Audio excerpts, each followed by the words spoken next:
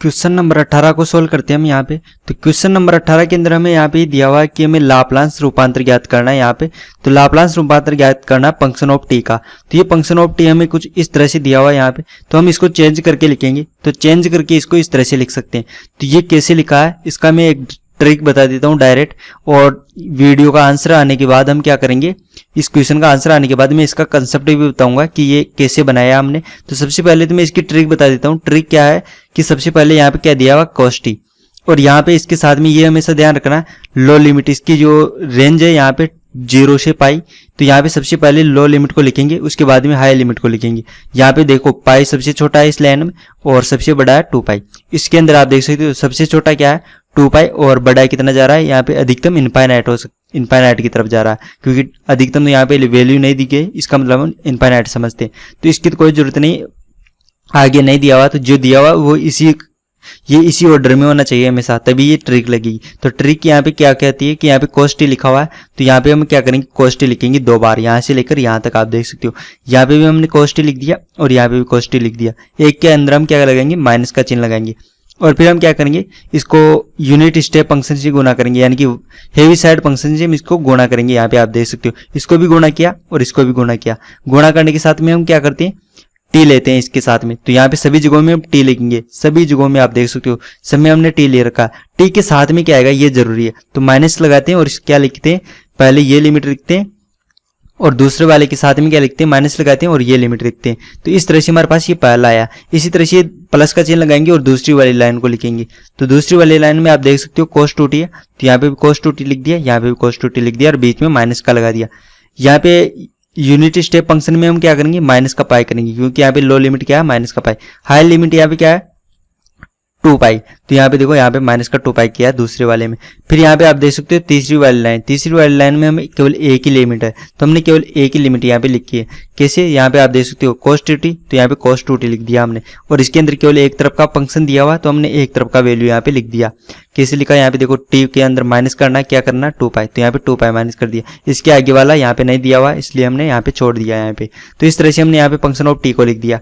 Function of T का हमें क्या करना है लाप्लास ज्ञात करना है। तो लाप्लास ज्ञात करने से पहले हम क्या करते हैं इसको कॉमन कर लेते हैं। यहाँ पे देखो यहाँ पे टी माइनस पाई वाला यूनिट स्टेप फंक्शन है, यहाँ पे भी टी माइनस पाई वाला यूनिट स्टेप फंक्शन है, तो इसको मैं कॉमन कर लेता हूँ। यहाँ से भी मैं कॉमन कर लेता हूँ।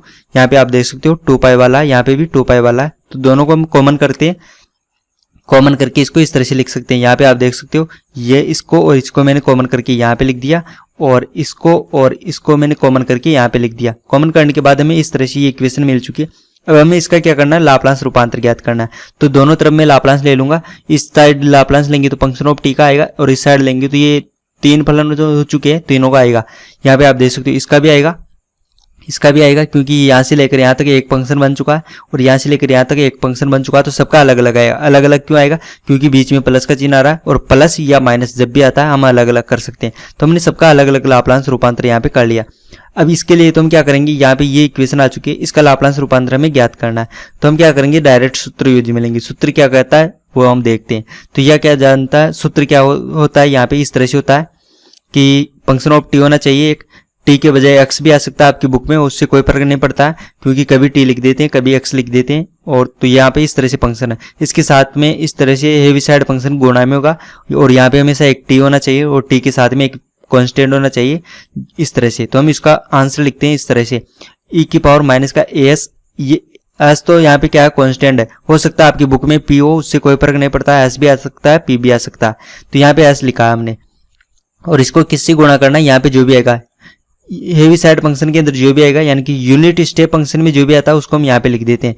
तो यहाँ पे माइनस का आता है तो यहाँ पे माइनस का 1 कर दिया, और यहाँ पे जो फंक्शन होता है उसी फंक्शन को हम क्या करते हैं यहाँ पे लिख सकते हैं।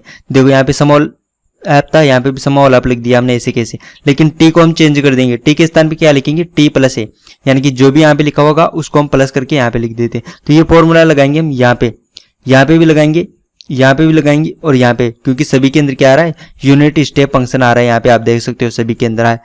तो ये फॉर्मूला यूज में लेते हैं अब हम, तो हमें ये इक्वेशन मिलेगी। यहाँ पे आप देख सकते हो इसके अंदर ए का मान क्या आ रहा है, यहाँ पे ये ए है, इसके अंदर भी यहाँ पे आप देख सकते हो यहाँ पे ये ए का मान आएगा यहाँ पे, और इसको सोल्व करेंगे तो ए का मान हमें ये मिलेगा 2 पाई। तो यहाँ पे आप देख सकते हो, फंक्शन ऑफ टी था, यहाँ पे फंक्शन ऑफ टी क्या है हमारे पास, ये आ रहा है।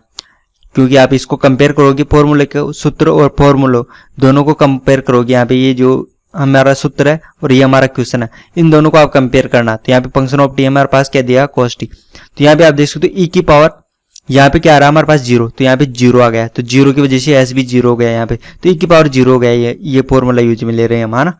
तो यहाँ पे क्या होगा, कॉस टी, टी के अंदर हम क्या करेंगे, माइनस का नहीं, यहाँ पे प्लस का करते हैं हम, टी प्लस 0, तो 0 को प्लस माइनस करो, कोई फर्क नहीं पड़ता यहाँ पे, तो टी प्लस 0 हो जाएगा यहाँ पे। फिर यहाँ पे इस दूसरे को करेंगे, तो दूसरा हम क्या है, यहाँ पे माइनस का पाई है, तो यहाँ पे क्या आ जाएगा, ई की पावर माइनस का पाई एस, क्योंकि यहाँ पे ए के स्थान पे यहाँ पे क्या लिखा हुआ है, पाई लिखा हुआ है। और उसके बाद हम क्या करते हैं, कोस, यहाँ पे देखो कोस 2t है और यहाँ पे कोस टी है, तो कोस और ये कोस, दोनों कोस हमने यहाँ पे लिख दिया, कोस 2 और कोस, और यहाँ पे टी है, तो टी को हम क्या करेंगे, टी प्लस ए में चेंज करेंगे, ए का मान यहाँ पे क्या पाई, तो टी प्लस पाई हो जाएगा ये। इसको भी हम चेंज करेंगे किसमें, जो ये टी है इसको हम चेंज करेंगे किसे, टी प्लस ए, ए का मान क्या है हमारे पास, पाई है, तो ये क्या हो गया, टी प्लस पाई हो गया।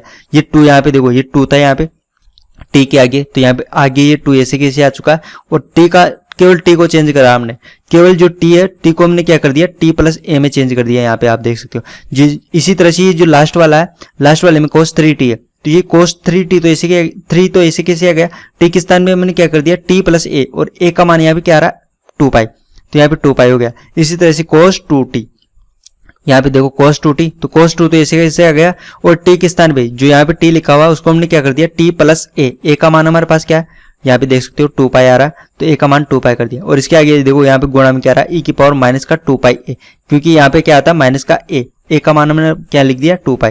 तो इस तरह से हमारे पास ये इक्वेशन आ चुकी है। अब इसको हम आगे सोल्व करेंगे, तो सोल्व करना अब तो आगे आसान है, क्योंकि हमें केवल लाप्लांस लिखना है। किसका लाप्लांस लिखना है, यहाँ पे आप देख सकते हो, यहाँ पे cos t का लिखना, यहाँ पे 2 को अंदर गुणा करेंगे, और इसको मैं एक बार लिख के दिखा देता हूँ आपको कैसे करेंगे। तो आप देख सकते हो ये तो cos t हो जाएगा यहाँ पे, क्योंकि 0 को यहाँ पे ऐड करो या माइनस करो तो 0 ये आएगा यहाँ पे, है ना। और यहाँ पे आप देख सकते हो 2 अंदर गुणा होगा तो 2t हो जाएगा, और ये 2 पाई हो जाएगा इस तरह से। और यहाँ पे ये केवल ऐसे कैसे आ गया, और यहाँ पे 3 से को अंदर गुणा करेंगे तो 3t, और ये क्या हो जाएगा, 6 पाई हो जाएगा इस तरह से। और यहाँ पे आप देख सकते हो 2 को अंदर गुणा किया तो 2t हो जाएगा, और ये क्या हो जाएगा, 4 पाई हो जाएगा। तो अब हम इसको थोड़ा सा इजी करके लिख सकते हैं इस तरह से। यहाँ पे हमने चतुर्थांश लगा दिया, चतुर्थांश का जो रूल होता है वो लगा दिया, क्योंकि 2 पाई के बाद वैल्यू वापस रिपीट हो जाती है, तो क्या हो जाएगा, cos 2t हो जाएगा यहाँ पे। यहाँ पे देखो पाई आ रहा है, तो पाई आ रहा है तो हमें क्या हो जाएगा, यहाँ पे पॉजिटिव हो जाएगा। पाई पे देखो, पाई पे वैल्यू चेंज नहीं होती है, चेंज नहीं होती तो क्या हो जाएगा, cos का cos ही आ जाएगा, लेकिन चेंज हो जाता है, माइनस का हो जाता है तो माइनस, और फिर ये माइनस बनता है इस पाई की वजह से, इसलिए यहाँ पे प्लस हो चुका। तो ये तो आपको आता होगा, ट्रिग्नोमेट्री के अंदर ऐसा आपने पढ़ा होगा पहले। और यहाँ पे आप देख सकते हो यहाँ पे क्या है, 6 पाई है, तो 6 पाई भी क्या है, 2 का गुणज है, 2 का गुणज है तो क्या हो जाएगा, वापस सेम का वैल्यू यहाँ पे, सेम वैल्यू यहाँ पे आ जाएगी 3t, तो यहाँ पे भी 3t आ गया वापस। यहाँ पे देखो 4 पाई, ये 4 पाई भी क्या है, 2 का गुणज है, 2 का गुणज होता है तो क्या होता है, सेम वैल्यू वापस आती है, तो यहाँ पे क्या हो जाएगा, cos 2t वापस आ गया, तो cos 2t वापस आ गया, ये माइनस था तो माइनस में आया है यहाँ पे। तो इस तरह से हमारे पास ये इक्वेशन होगी। अब हम क्या करेंगे, लाप्लांस लिखेंगे। लाप्लांस किसका लिखेंगे, यहाँ पे देखो cos t, cos 2t, cos t, cos 3t और cos 2t, इन सबका हम क्या करेंगे, लाप्लांस लिखेंगे। तो लाप्लांस का फॉर्मूला मैं यहाँ पे लिख देता हूँ, वो इस तरह से होता है, लाप्लांस cos at, ए लिख दिया मैंने यहाँ पे, क्योंकि यहाँ पे देखो सबके साथ में गुणा में आ रहा है कुछ ना कुछ, तो मैंने यहाँ पे ए लगा दिया। तो इसका फॉर्मूला कैसे होता है, ये होता है p, आपने पढ़ा होगा इस तरह से, p अपॉन p की पावर 2 प्लस का a की पावर 2। तो यहाँ पे आप देख सकते हो, यहाँ पे मैंने क्या लिखा, p लिख दिया। हो सकता है आपकी बुक में एस भी हो सकता है, इसका जो आंसर लिखने वाला हूँ मैं एस के पदों में लिखने वाला हूँ यहाँ पे, तो मैं पी के स्थान पे एस यूज में लूंगा यहाँ पे, तो कोई फर्क नहीं पड़ता, आप पी भी लिख सकते हो। तो यहाँ पे हमने इस तरह से लिख दिया। इसका आंसर मैंने यहाँ पे क्या देखो, यहाँ पे गुणा में क्या है, 1 है, तो ए का मान क्या हो जाएगा इस सूत्र के लिए 1, तो यहाँ पे 1 की पावर 2 तो 1 ही हो जाएगा इस तरह से। यहाँ पे इसका क्या हो जाएगा, 4 हो जाएगा, क्योंकि 2 की पावर 2 होगा यहाँ पे तो 4 हो जाएगा। यहाँ पे इसके लिए 1 हो जाएगा, तो यहाँ पे आप देख सकते हो 1 की पावर 2 1 हो गया। इसके अंदर यहाँ पे इसके लिए ये इसका आंसर ये आ रहा है यहाँ पे, क्योंकि यहाँ पे 3 है, 3 का पावर 2 होगा यहाँ पे तो 9 हो जाएगा। और यहाँ पे देखो 2 है, 2 का पावर 2 करेंगे यहाँ पे तो क्या हो जाएगा, 4 हो जाएगा। 3 दोनों से आ गया, और इनका ये आया है और इसका ये आया है यहाँ पे, और इसका आंसर ये आया है इस तरह से। तो इन सबको सोल्व करने पर हमें ये इक्वेशन मिली है, और ये इसका लास्ट इक्वेशन हो चुका है अब हम इसको और ज़्यादा सॉल्व नहीं कर सकते, तो ये क्या हो जाएगा, एग्जाम्पल नंबर 18 का आंसर हो चुका हमारे पास। अब मैं आपको क्या बताऊंगा कि ये जो फंक्शन है, ये वाला फंक्शन, इसको हमने क्या किया, ऐसे लिख दिया। तो ऐसे कैसे लिखा है इसका मैं रीजन देने वाला हूँ। यहाँ पे हमारे पास जो ये फंक्शन है इसको मैं क्या करने वाला हूँ, इस तरह से शॉर्ट में लिखने वाला हूँ। तो इसको कैसे लिखेंगे, तो इसका कंसेप्ट मैं आपके सामने डिस्कस करने वाला हूँ कि हमने इसको इस तरह से कैसे लिखा है। इसका ट्रिक तो मैंने पहले ही बता दिया था आपको। तो इसको लिखने का तरीका है इस तरह से कि यहाँ पे हमारे पास देखो फंक्शन ऑफ टी है। तो फंक्शन ऑफ टी को हम जैसे सोल्व करेंगे तो हमें वैल्यू मिलनी चाहिए। जब 0 से पाई इनके बीच में कुछ भी वैल्यू रखे तो हमें क्या मिलना चाहिए, cos t। तो मैं यहाँ पे लिख देता हूँ कि मुझे cos t वैल्यू यहाँ पे मिलेगी। अब इसके बाद में हम ये वैल्यू पुट नहीं करेंगे, हम क्या करेंगे, पाई से 2 पाई करेंगे। तो हमें क्या मिलना चाहिए, cos 2t मिलना चाहिए। तो यहाँ पे मान लो cos 2t मिल चुका, cos 2t। लेकिन आप जानते हो cos 2t मिलेगा तो cos 2t के साथ तो ये भी आएगा, तो ये नहीं आना चाहिए। तो इसको क्या करेंगे, हटाएंगे। तो कैसे हटाएंगे, तो इसको मैं क्या कर देता हूँ, माइनस कर देता हूँ यहाँ पे cos t। तो cos t मैंने इसमें से वापस माइनस कर दिया। अब कोई प्रॉब्लम नहीं है। अब जब ये वैल्यू पुट करेंगे सेकंड वाली तो हमें केवल ये सेकंड वाला मिलेगा यहाँ पे। तो यहाँ पे ये फर्स्ट वाला तो 0 हो जाएगा, यहाँ पे केवल सेकंड वाला मिलेंगे। इसी तरह से थर्ड वाले के अंदर क्या आएगा, cos 3t। तो यहाँ पे देखो cos 3t के लिए हम क्या करेंगे, 2 पाई से बड़ी वैल्यू, 2 पाई से मान लो 3 पाई पुट कर दिया। तो 3 पाई पुट करेंगे तो ये भी तो आंसर देगा, तो ये भी गायब हो जाना चाहिए, ये नहीं आना चाहिए। तो हम क्या करेंगे, इसको भी माइनस कर देते हैं। तो cos 2t को भी हमने यहाँ पे माइनस कर दिया। यहाँ पे आप देख सकते हो। अब आप देख सकते हो अब केवल हमें ये आंसर मिलेगा। लेकिन अब तो समस्या हो गई, क्योंकि आप देख सकते हो इसका वैल्यू तो हमें मिल जाएगा यहाँ पे, लेकिन ये इसका पहला वाला वैल्यू तो हमेशा ही 0 हो जाएगा। क्योंकि आप देखो 0 से पाई इनके बीच की कोई भी वैल्यू यहाँ पे रखोगे, पाई/2 रखोगे तो भी यहाँ पे 0 हो जाएगा। और यहाँ पे आप रख सकते हो पाई/4 रखोगे तो भी यहाँ पे देख सकते हो दोनों सेम है, तो ये तो कैंसिल आउट होकर 0 हो जाएगा। तो हम क्या करेंगे, मान लो हमने पाई/4 रख दिया, तो जैसे मैं यहाँ पे पाई/4 रखूंगा तो ये 0 हो जाना चाहिए, केवल ये बचना चाहिए। ये तो ऐसे भी 0 हो जाएगा, सेम वैल्यू है, तो ये भी 0 होना चाहिए और ये भी 0 होना चाहिए। तो इन दोनों को मैं 0 कर देता हूँ और ये सभी तो एक दूसरे के साथ ऐड होंगे, है ना। इसलिए मैंने यहाँ पे प्लस का चिन्ह लगा देता हूँ, क्योंकि ये सब एक साथ ऐड होके आएंगे। तो यहाँ पे आप देख सकते हो इन दोनों को 0 बनाता हूँ। इसको 0 बनाने के लिए मैं क्या करूंगा कि ये 0 होना चाहिए। तो मैं हेविसाइड फंक्शन को यूज में लूंगा। वो क्या होता है, इस तरह से होता है यहाँ पे। तो हेविसाइड फंक्शन में हम क्या कर सकते हैं, 0 बना सकते हैं। लेकिन कब बनाएंगे, जब t का मान a से छोटा हो जाएगा।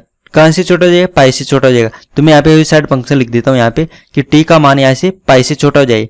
तो आप देख सकते हो जब भी पाई से छोटा मान होगा तो ये क्या हो जाएगा, 0 हो जाएगा। और ये 0 हो जाएगा तो हमारे पास क्या बचेगा, केवल इसका आंसर बचेगा यहाँ पे। तो आप देख सकते हो मेरे पास केवल इसका आंसर बचेगा यहाँ पे। अब इसके बाद में हम क्या करेंगे, इस पे आ जाते हैं वापस। cos 2t, cos 2t का मेरी वैल्यू हमें यहाँ से लेकर यहाँ तक मिलेगा। मान लिया cos 2t का वैल्यू यहाँ पे मिल जाएगा। लेकिन यहाँ पे आप देख सकते हो, यहाँ पे इन दोनों के बीच के अंदर एक वैल्यू देखते हैं हम। तो यहाँ पे आप देख सकते हो यहाँ पे ये पाई है, तो हम पाई से आगे बढ़ते हैं। तो 3 पाई/4 यहाँ पे हम ये वैल्यू पुट कर देते हैं, मान लो। तो ये वैल्यू जैसे हम पुट करेंगे 3 पाई/4, तो ये वैल्यू पुट करेंगे तो ये इन दोनों के बीच में आएगा। इन दोनों के बीच ये यहाँ पे 3 पाई/2 पुट करता हूँ यहाँ पे। तो आप देख सकते हो यहाँ पे ये इन दोनों के बीच में आएगा, क्योंकि यहाँ पे देखो ये 2 पाई के और ये पाई के दोनों के बीच में आएगा। तो जब भी ये बीच में आएगा तो यहाँ पे देख सकते हो आप ये वैल्यू में मिलनी चाहिए और ये 0 होनी चाहिए। तो इसको भी 0 बनाएंगे हम, तो इसको बाद में 0 बनाएंगे। पहले यहाँ पे इनका समझ लेते हैं कि ये कैसे होना चाहिए। तो ये 0 होना चाहिए, ये भी समाप्त होना चाहिए यहाँ से। लेकिन ये 0 नहीं होना चाहिए, क्योंकि ये 0 हो जाएगा तो ये तो हमेशा 0 नहीं लग जाएगा, कि इसको बचा के रखना है अभी तो हमें। लेकिन यहाँ पे देखो ये 0 नहीं होना चाहिए और ये 0 होना चाहिए। तो ये 0 कब होगा, तो मैंने यूनिट स्टेप फंक्शन लगा दिया कि इसको 0 बनाना है। लेकिन कब, 2 पाई से जब छोटा होगा, क्योंकि 2 पाई से छोटा होगा तो ये 0 हो जाएगा। तो यहाँ पे 2 पाई से छोटा होगा तो t माइनस का 2 पाई कर दिया हमने।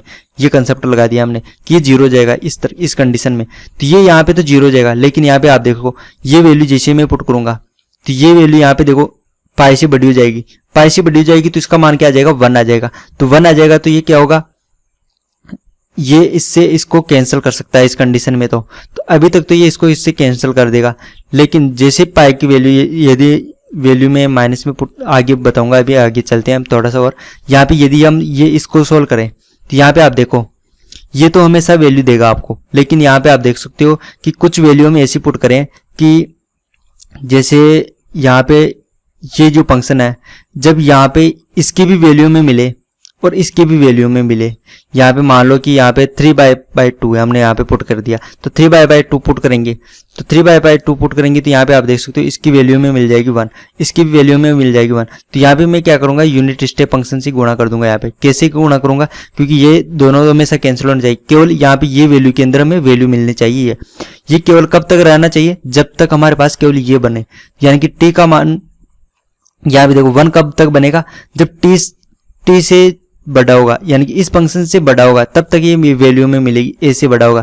तो यहाँ पे हम क्या करेंगे, यहाँ पे टी को माइनस कर दूंगा मैं, यहाँ पे जो दिख रहा 0, तो 0 से यहाँ पे इस तरह से कर दिया मैंने। ऐसा करने से क्या फायदा होगा कि यहाँ पे आप देखो, यहाँ पे ये कब तक 0 नहीं बनेगा, ये कब तक 1 रहेगा, यहाँ पे 1 कब तक इसके साथ में गुणा में रहेगा, जब तक यहाँ पे इसका वैल्यू इस कंडीशन को सेटिस्फाई करेगा, यानी कि 0 से बड़ा होगा। यहाँ पे देख सकते हो 0 से बड़ा होगा तो आपको इसका वैल्यू हमेशा मिलता रहेगा, 0 से बड़ा होगा तब तक इसका वैल्यू मिलता रहेगा, क्योंकि माइनस में जाएगा तो माइनस में नहीं जाना चाहिए, ये मना कर रहा माइनस में जाने के लिए, आप देख सकते हो ये माइनस में नहीं जाना चाहिए, 0 से बड़ा है। तो माइनस को रोकने के लिए हमने ये फंक्शन यहाँ पे ऐड कर दिया इसके साथ में, तो इस तरह से ये आ चुका। अब आप देखोगे कि ये जो फंक्शन है ये कैसे आएगा। यहाँ पे मान लो कि छोटी वैल्यू हम पुट कर दें, छोटी वैल्यू का मतलब है कि हम पाई से छोटी वैल्यू π/2 पुट करें, मान लो इस फंक्शन में π/2 पुट करेंगे तो क्या होगा, तो यहाँ पे आप देख सकते हो ये तो हमेशा के लिए सेटिस्फाई हो चुका है। यहाँ पे π/2 पुट करेंगे तो यहाँ पे π/2 पुट करेंगे तो ये तो जाएगा 0, लेकिन ये 0 नहीं होगा, ये 0 नहीं होगा, इसका मतलब इसको भी 0 बनाना है। तो ये कब 0 बनेगा, तो हम क्या करें, इसके अंदर भी ये यूनिट स्टेप फंक्शन लगा देते हैं, और हम क्या करते हैं कि ये 0 कब नहीं होना चाहिए, बस केवल इतनी सी कंडीशन लगा दी, बाकी हमेशा 0 होना चाहिए। तो ये 0 कब नहीं होगा, जब ये लिमिट आ जाए हमारे पास। यहाँ पे एक का मान क्या करें, पाई, यानी कि टी माइनस पाई। जब ये जो फंक्शन है जब पाई से छोटा यानी कि पाई तक वैल्यू आएगी इसके अंदर, यानी कि पाई से बड़ी वैल्यू हम पुट करेंगे इसके अंदर तो इसका मान 1 होगा, पाई से जैसे छोटी वैल्यू पुट करेंगे ये 0 हो जाएगा। तो देखो π/2 पुट करेंगे तो ये भी 0 हो जाएगा, ये भी 0 हो जाएगा, हमें केवल ये ऊपर वाला फंक्शन मिलेगा, लेकिन ये भी तो बच रहा है, ये भी 0 होना चाहिए। तो हम क्या करेंगे, इसके अंदर भी यूनिट स्टेप फंक्शन लगा देंगे। अब इसके अंदर यूनिट स्टेप फंक्शन के अंदर हम क्या करेंगे, टी का मान करेंगे हम -2π। -2π क्यों किया हमने, यहाँ पे आप देख सकते हो जब इसके अंदर वैल्यू पुट करेंगे तो वैल्यू π/2 पुट करेंगे तो ये क्या हो जाएगा, ए से छोटा हो जाएगा, यानी कि ए से छोटा हो जाएगा तो ये भी 0 हो जाएगा, तो ये भी 0 हो जाएगा। तो यहाँ पे आप देख सकते हो जिसकी जरूरत थी केवल वो बचा है। यहाँ पे जैसे ये वैल्यू पुट करेंगे तो ये सभी 0 हो जाएंगे और केवल ये बचेगा, और जैसे ये वैल्यू पुट करेंगे तो केवल दूसरा वाला बचेगा, और ये लास्ट वाला, फर्स्ट वाला और ये लास्ट वाला 0 हो जाएगा। जब हम लास्ट वाली कंडीशन अप्लाई करेंगे, इसके अंदर वैल्यू पुट करेंगे तो ऊपर वाले दोनों 0 हो जाएंगे और केवल ये वाला बचेगा। तो इस तरह से यूनिट स्टेप फंक्शन को यूज में लेकर हम इस कंडीशन को इस तरह से कन्वर्ट कर सकते हैं। तो इसीलिए मैंने इसको शॉर्ट में आपको तरीका बताया था, और वो तरीका इसी कंडीशन से बनाया इस तरह से। तो आपको समझ में आ गया होगा कि हम इसको किस तरह से चेंज कर सकते हैं इस तरह से।